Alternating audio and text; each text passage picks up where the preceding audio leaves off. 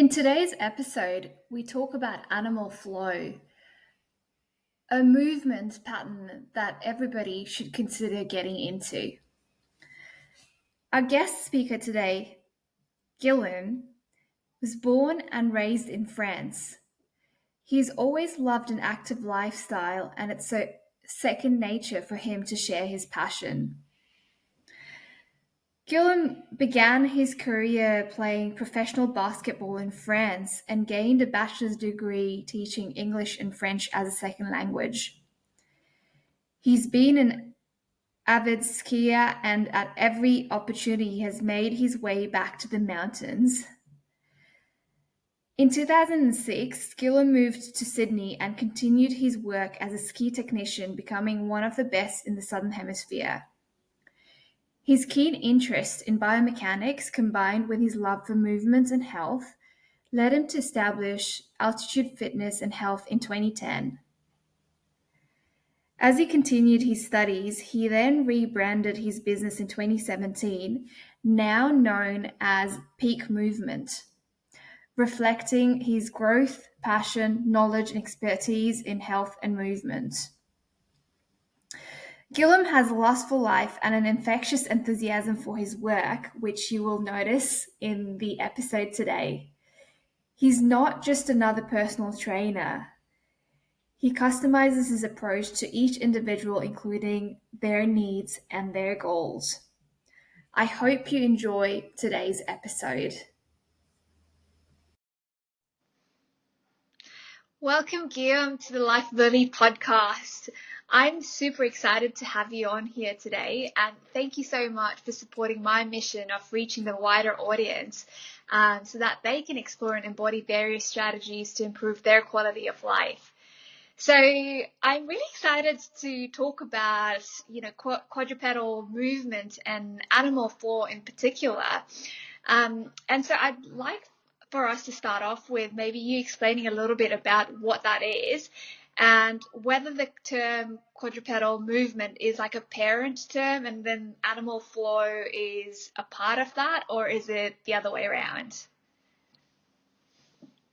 Well, thanks, Shraddha, for having me on this podcast. I really appreciate all the things you do and all the things you talk about. I think it's really good for people to get this broad spectrum of different guests and different approaches about health in general. So thank you for having me here.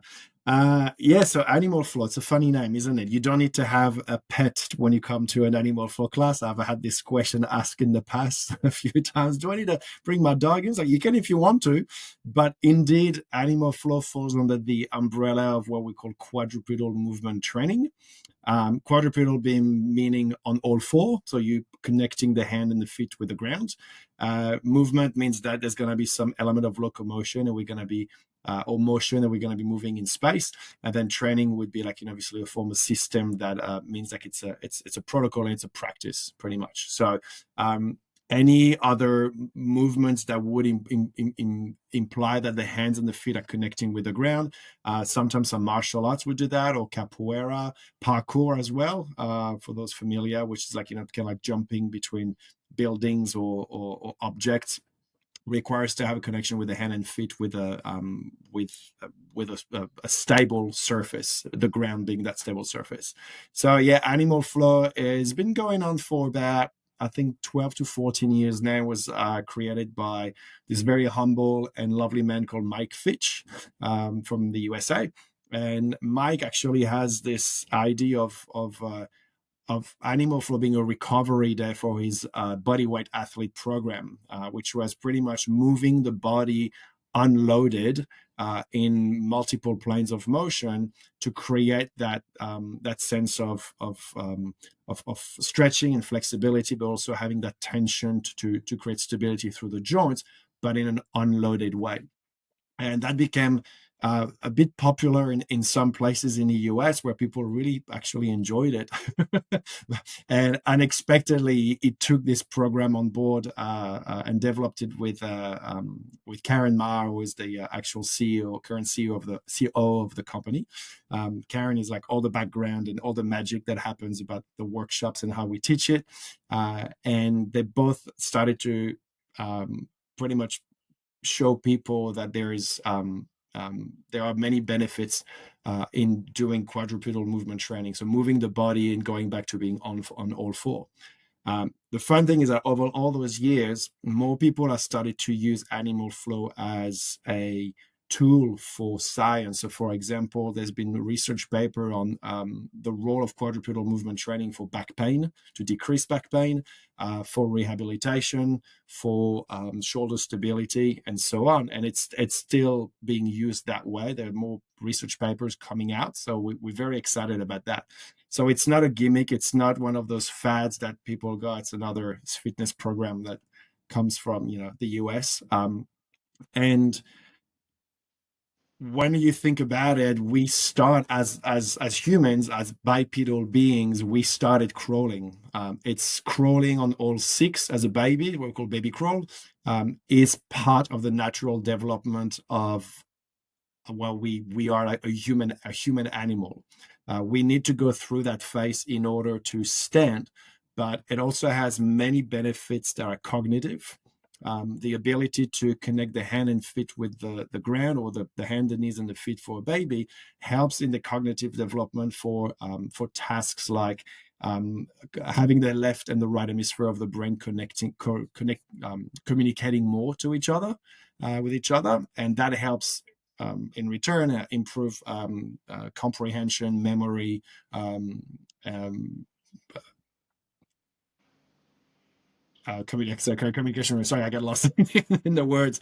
The idea that the left and the right hemisphere of the brain are talking to each other more during that phase is helping for the development of the child when they're going to go to school eventually.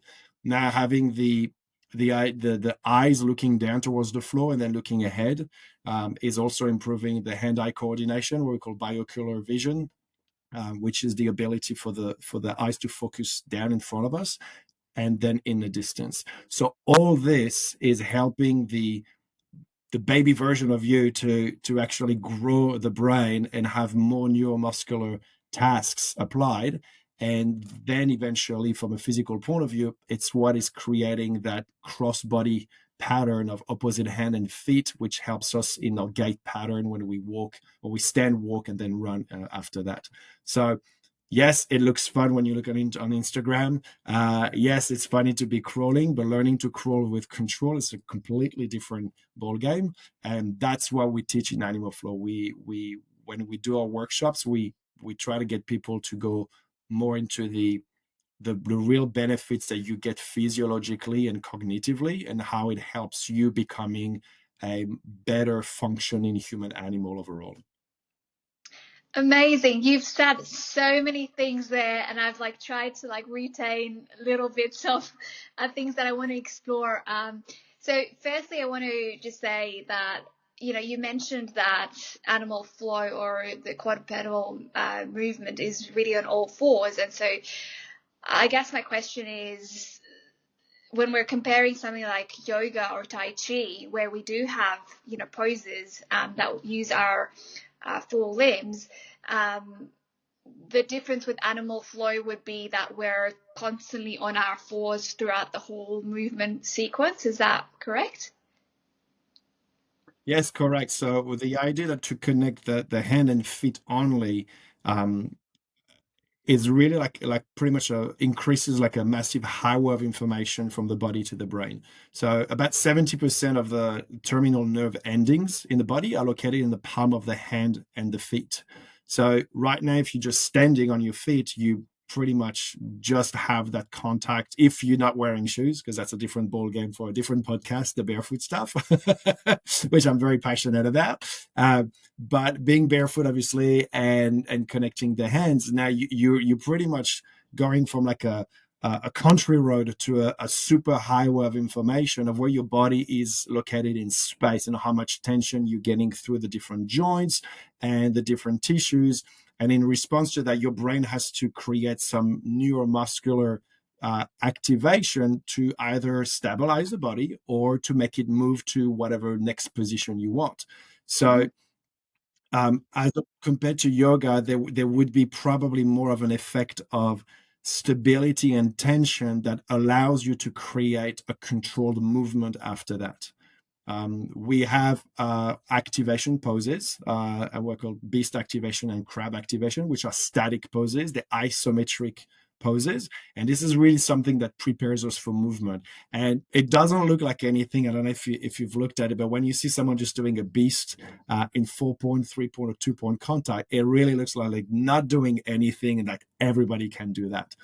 Then when we put you through this, you realize that the amount of tension and structure and that like really feeling like your brain is focused on yourself right now. You have no time to think about your tax returns, your washing machine, what your grocery list is going to look like tonight. You really are in the moment and present with yourself when you do it. And that's simply because we're tapping into those hundreds of thousands of receptors in the fascia that's an extension of the brain, and we are creating this micro connection through the body, and that's only possible because it's done by connecting both hands and both feet, or sorry, one hand and 2 feet to the ground. And I get so excited and passionate about this because don't know if you know, but my training has been in occupational therapy, and the brain Yes. integration work, and things like sensory modulation, which you're talking about proprioception. We're getting that feedback. It's so exciting to know that all these fields are interconnected, and the more people can know about how little bits impact, and can get a little bit more clarity with working with someone like yourself who's more nuanced in that, is super amazing. But going back to some of the things you were mentioning about how the animal flow really helps with our cognitive functioning, looking at things like learning disabilities, or even developmental delays, and my work being part of the primitive reflexes, and how to disintegrate those when they're continually retained as an adult, or when they should have been disintegrated. It's really fascinating to know that just doing something simple, and I say simple very carefully, because it could be simple, but it's not easy, right? And being able to do some of this can actually improve someone's functioning. So I just want to tap into, what are some of the, I guess, simpler ways that someone can start integrating some of this work by themselves? Oh God, I love everything you talked about right now, because I think this is a bit of a mixed message that's been going on over the years. Is that you obviously have social media platforms where you see animal flow and you see some people moving beyond extremely well. Like it's a beautiful, it's choreographed, it's really well done, and there's a fun in doing that. This is the we have 6 components in animal flow when we teach that to people or in a workshop, and flow is the 6th one. But before that, we have different parts of it that are the foundations of the movements. What I love really also about the program and with Mike is that he's never pushed animal flow as a performance or aesthetic system.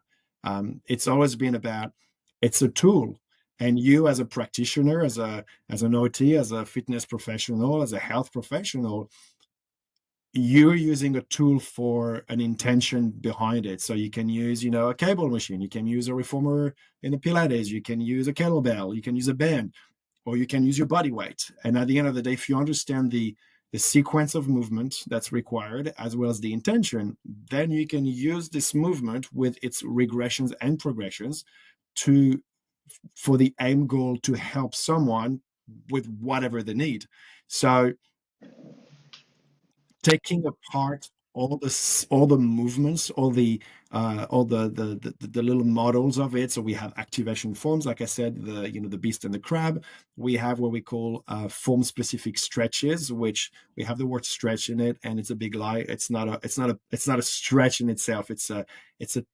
You're stretching part of your body by tensing the opposite side of it. And this is really working about the range of motion of the joints as opposed to the flexibility of the tissues. So if someone has joint weaknesses or a lack of range of motion, I would pull out some of the form specific stretches movement out of the catalog and use the ones that particularly target some joints.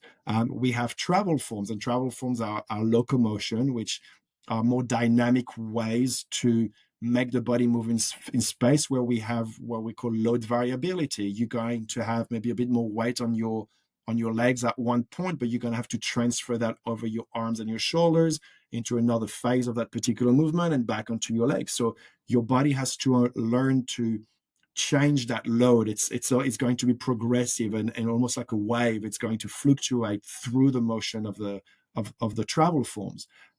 We have what we call switches and transitions, which is probably like the glue between all those movements, um, where you where you can link all those movements together. And this is very much of a rotary focus here. So we're introducing a lot of rotational movement at different parts of the body. And rotation is probably in the fitness industry a plane of motion that is that is not done enough. And as human beings and movement beings, we need to rotate, and we also need to control rotation. We call counter rotation. So these are models and parts of the animal flow catalog that focus more on that. So same here, I can extract that if I feel that a client needs more rotation through their shoulder, through their trunk, through their hip. It's very easy to pull it out and use it as a tool in itself. And then eventually you can put it into a flow to have much more of a focus around rotation, around shoulder stability, around ankle flexion. Like it varies. If you understand the philosophy of the system, if you understand the intention of each movement, which is really what we try to teach during our workshops, then it just becomes a tool like everything else, and you can use it as you want.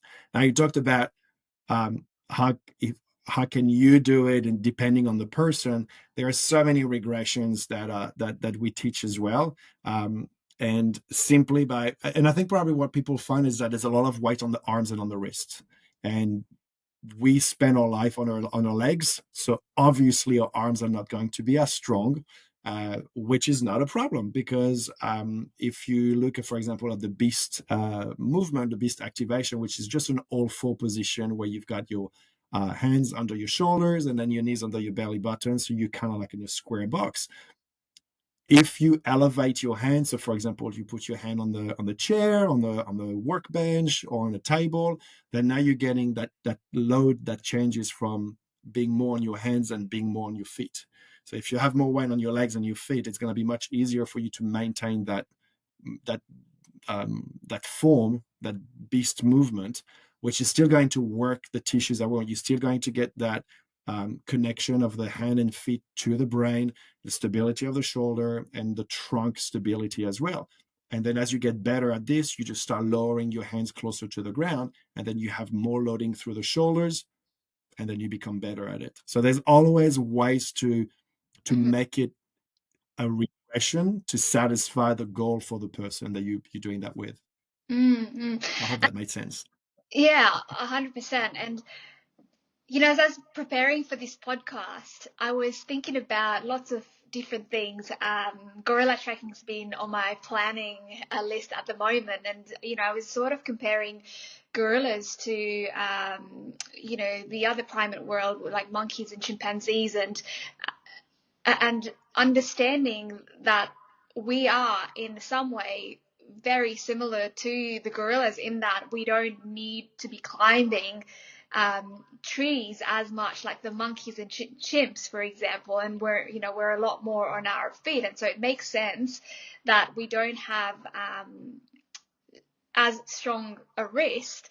But then also coming back to some of my occupational therapy background, and knowing that the more strength and stability that we have in our proximity, so our shoulders, for example, we're then able to do more fluid movement in our distal extremities. So I was curious to know whether that's something that you've come across in terms of building that shoulder strength. And I know that would happen anyways when we're on our wrists, and doing part of that animal flow sequence. But would you find that the stronger that our shoulders are, the more able the body is to perform in various ways? Completely. And there, oh God, there's so many gems on that one as well to throw. I love your questions. uh, because I mean, the shoulder joint is it's the most mobile joint in the body.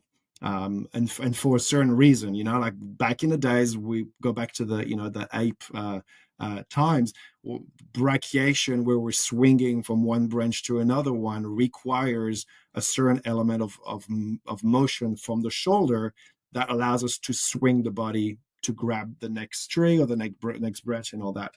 And go to a playground outside, a kids playground, and then you'll see all those kids on the monkey bars. Nobody teaches a child how to swing from one bar to another one. It's in our genes. We grab something in our hand and we swing and hang from it. I As know. we get older, we completely lose that.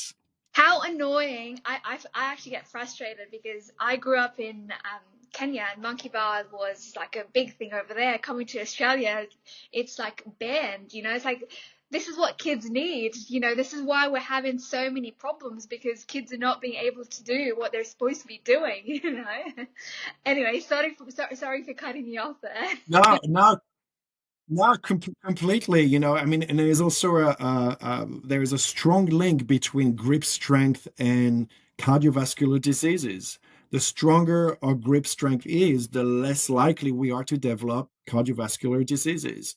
And that's a thing, that when you're gonna go and hang your body from something, from a bar, a branch, whatever you name it, that's going to help you with that. It's not about just lifting a dumbbell. So the idea of having that pull on the shoulder is one thing, but before you get there, you have to create, like you said, some sort of element of stability, and also make, like we call mechanoreceptor awareness, where the where the joint is going to be placed in space will have a will send the feedback to the brain to activate eventually the right muscles to keep that shoulder stable.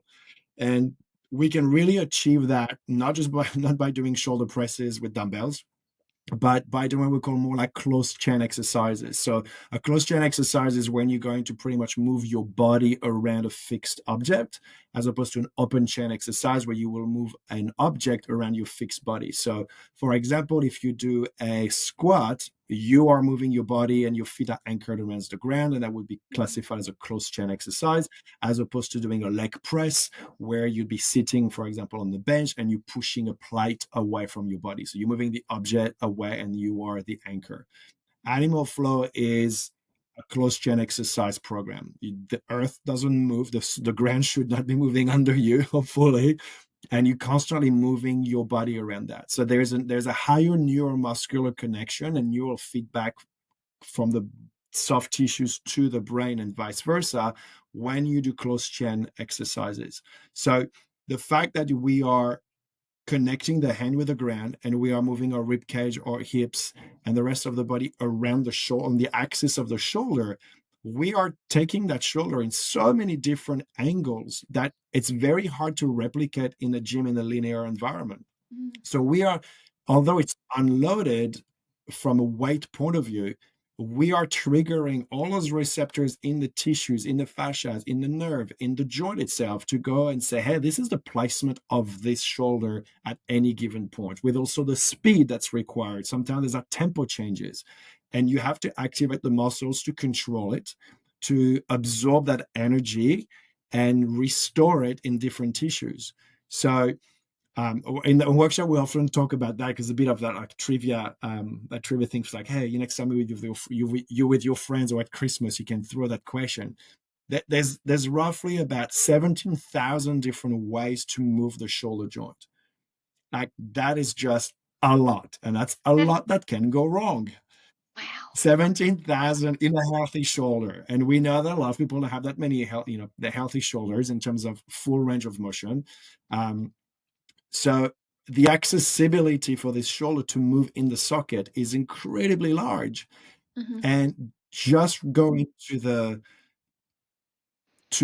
gym or just repeating constantly the same movement is not going to challenge that. It's not going to make you more resilient. And it's resilience is actually one of the four pillars of the philosophy of animal flow. We have the first pillar is connection and communication, which I talked about. It's about connecting the body with the ground, connecting the body and the brain together.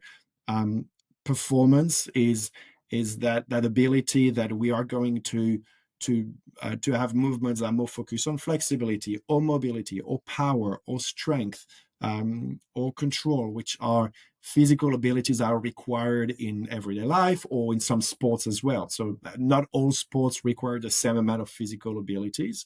Like take, for example, CrossFit and yoga, completely different.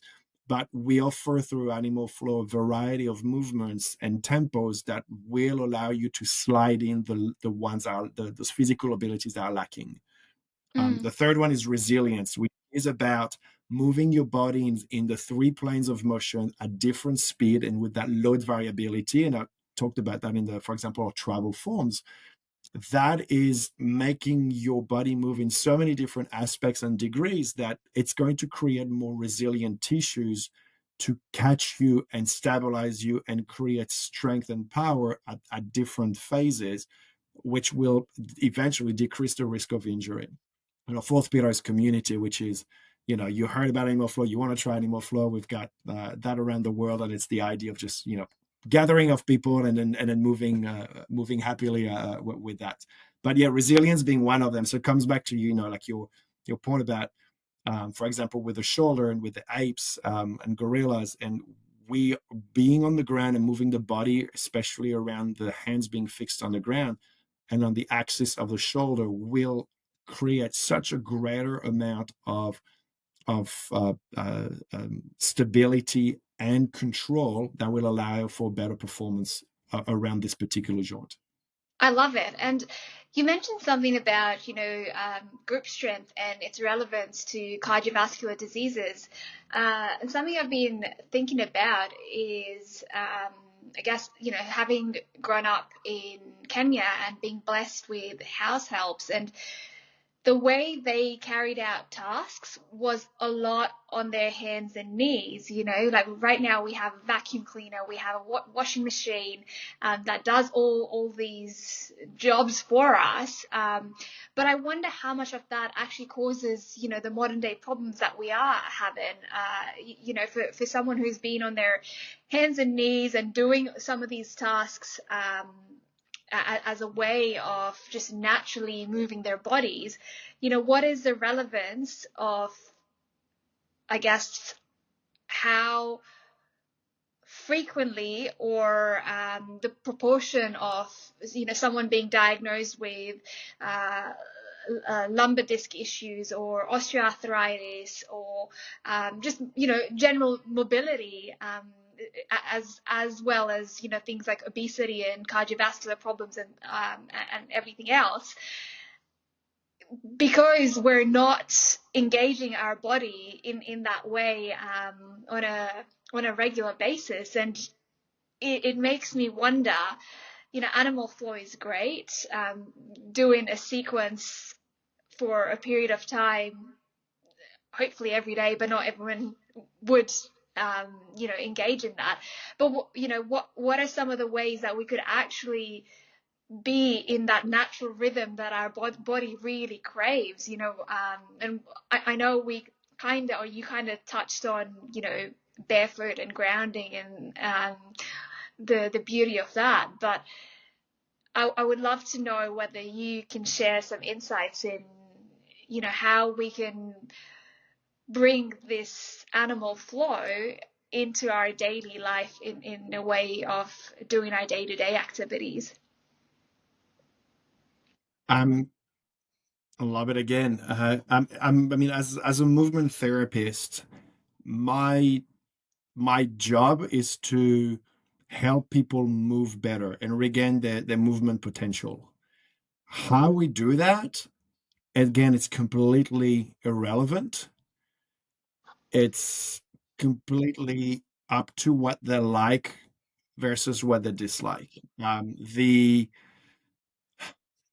I think in the and I've been battling with for that for quite a few years now since I've been presenting at conferences, that in the fitness industry and in the general population, people look at chronic diseases such like you mentioned, cardiovascular disease or obesity and so on, and you have to go to exercise at the gym. Well, it's an option, and I've got nothing again, weight training or things like that, but in our society, we like movement, period. We spend way too much time sitting in a chair, on a couch, in public transport, in our car, period, in a plane. When you look at those blue zones areas, when you look at in Africa, and I always like, I use the example of when you go and I actually went to Kenya many, many years ago and absolutely loved it. But you go to the Masai Mara and you go and see those people in tribes and those beautiful tall ladies, and they're carrying baskets on their head and they're barefoot and they don't have cushioning shoes. They don't have support of any, so they don't have orthotics. They don't have back pain either. They don't have plantar fasciitis. They don't have knee pain. They don't have neck pain. You go to Japan and you see those people, or China, and you see those people squatting with their bum down to the floor, and they don't have back pain.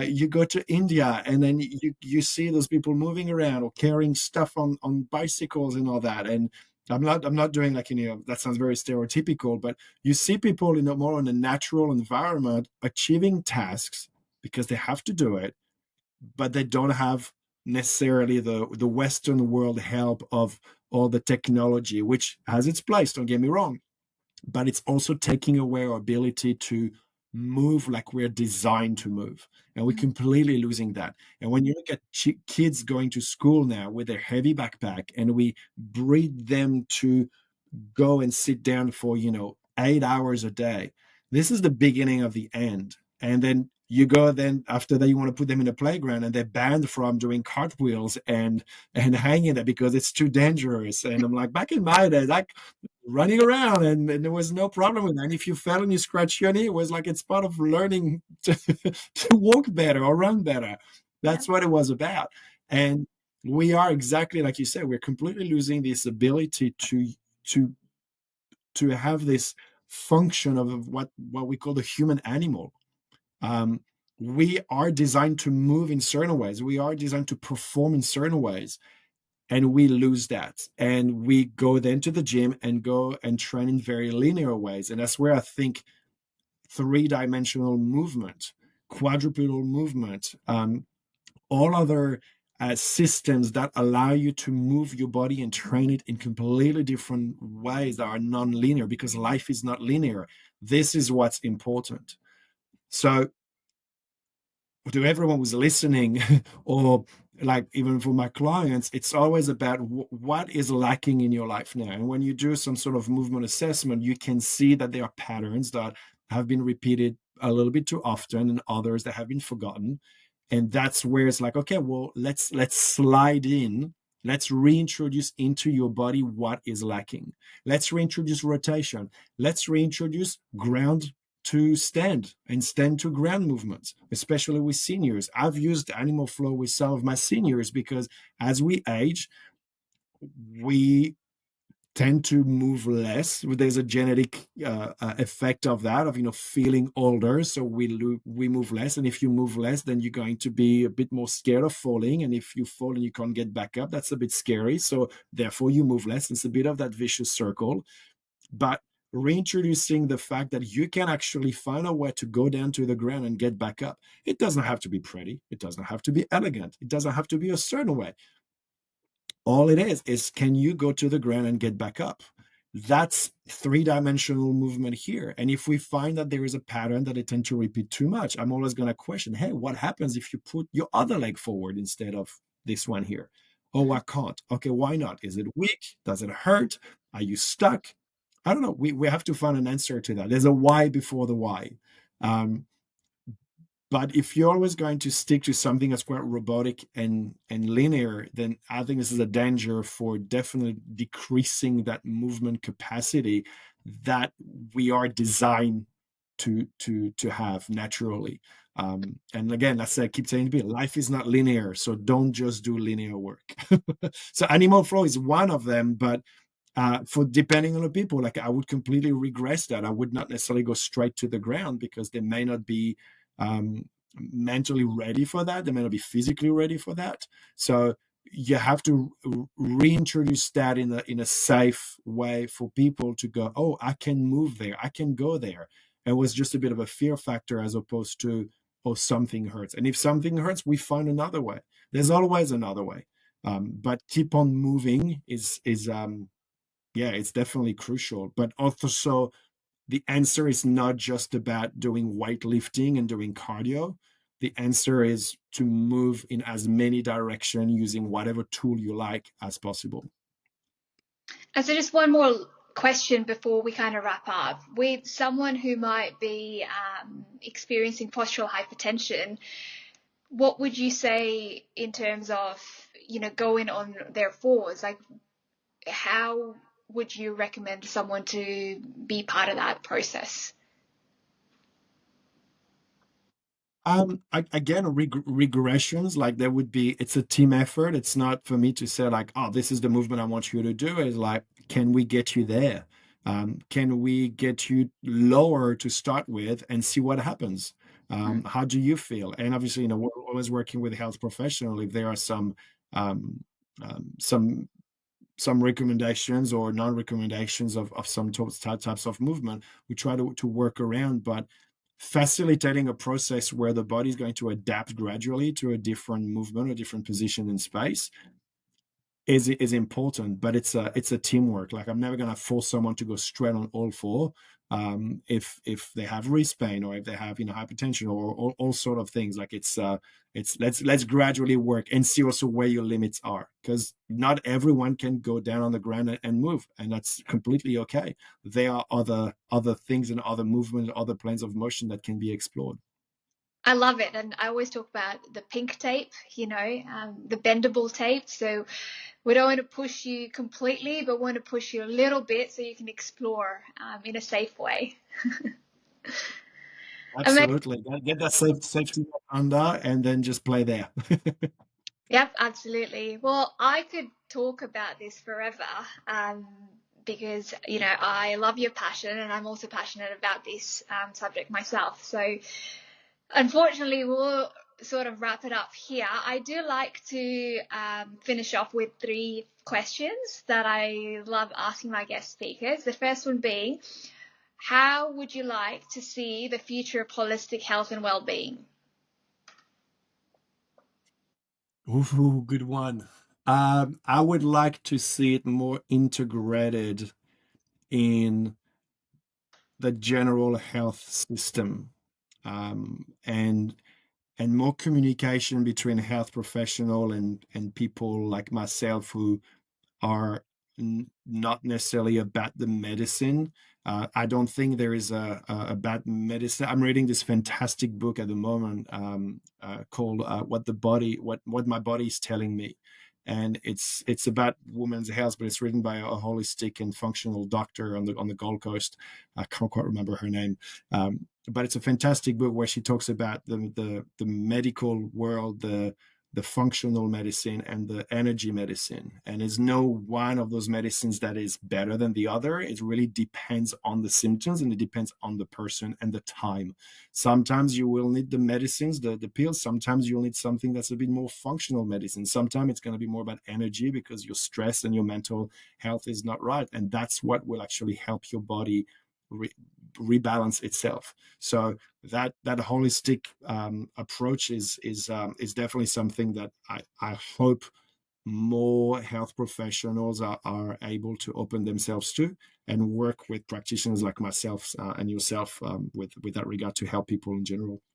Yeah, and if we look at medicine, like medicine's really about um, feeling the cure, right? So whatever form that comes up in, whether that's breath work, whether that's movement, whether that is, something a little bit more mainstream. But I do find if we actually work with the root causes, I don't like using the word fix, but address some of that, that's where the long-term gains are going to be. Second question being, what is your favorite occupation? Occupation being any activity. What's my favorite occupation as an activity? I think it varies depending on the seasons. I'm an active person in general. I need to be I think I've got this energy, like a energy bunny inside of me that needs to come out every now and then. I love the outdoor as well, and I moved to the Gold Coast 4 years ago. And I definitely love it here because of having the access to the beach on one side and then um the hinterland on the other side here. And I've got some good friends in like around Brisbane, and I've done some hikes with them, and exploring that is definitely something that mixing physical activity and nature is something that I really like. And for a while I was playing beach volleyball as well, which was ticking that social bucket and physical activity bucket and outdoor bucket at the same time. So I definitely need to get back into that. But yeah, mixing some sort of physical activity and nature is definitely something that I love doing. Amazing. And last one being, for people that are new to animal flow, what are 3 resources you can recommend? Well, if you just to start, you can go to animalflow.com for the general website, where you will find a lot of information about instructors, about classes that are offered around the world, about the upcoming workshops. If you want to become certified as an instructor, we have 3 levels, as well as there's a great blog called The Flowist as well on this page that has articles that I mentioned before about the effects of quadrupedal movement training for back pain and shoulder stability and core, for example. There is also on Instagram, we have now launched Animal Flow in Australia. So it's Animal Flow _Australia. This is where we're going to put all the meetings and jams and tips and upcoming workshops for anyone who wants to know where they can do a class in the city they live in. And another way to do that, no, come and have a class and do an exercise session with me. Amazing, amazing. Where can people find you? I'm on the north part of the Gold Coast. I work out of a studio called Aspire Wellness Hub in Runaway Bay at the marina.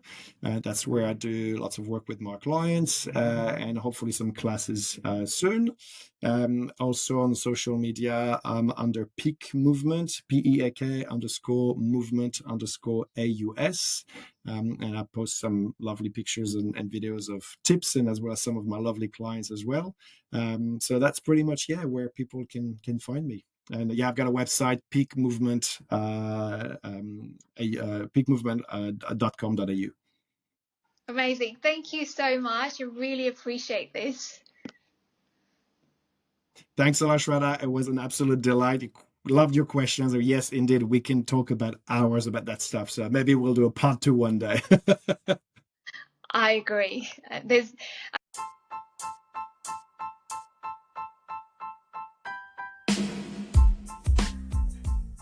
Well, this is where your journey of exploration continues. Please subscribe to the Lifeability podcast so that you can stay tuned when new episodes come online.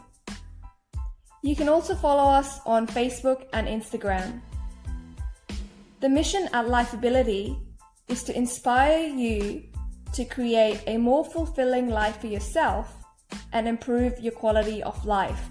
So why not share this podcast with your loved ones and create a ripple effect together? Until next time, Asante Sana.